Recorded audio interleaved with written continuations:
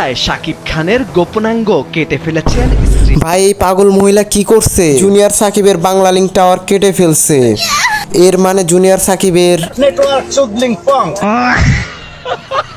কিন্তু আমার প্রশ্ন হলো, একটা মেয়ে হয়ে এই কাজটা কিভাবে করতে পারে? শুধু গোপনাঙ্গ কেটেই ক্ষান্ত হননি তিনি, সেই গোপনাঙ্গ হাতে নিয়ে ভিডিও করেছেন তিনি। অবিবাহিত ভাইদেরকে বলছি, জাস্ট ইমাজিন এটা আপনাদের বউ। ঠিক আছে।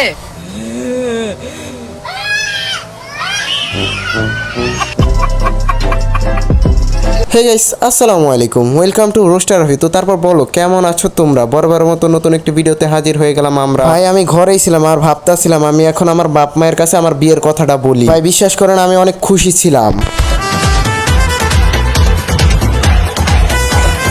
কিন্তু তখনই আমার সামনে এই ভিডিওটা আসে। ওটার সাথে আর লাল কি জানি মিক্স করছে, ঠিক আছে। আর প্রচুর ঘুম পাইছে আমার।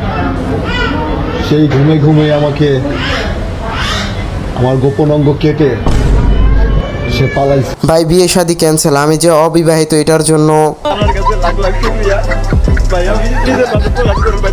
দেখেন এই জুনিয়র সাকিবের জন্য আমার অনেক খারাপও লাগতেছে আবার অনেক ভালোও লাগতেছে। মানে এরা দুইজন একসময় এমন বোকাচোদামি করতো, এদের ভিডিও দেখে এদের অডিয়েন্স গুলো একটা কথাই বলতো,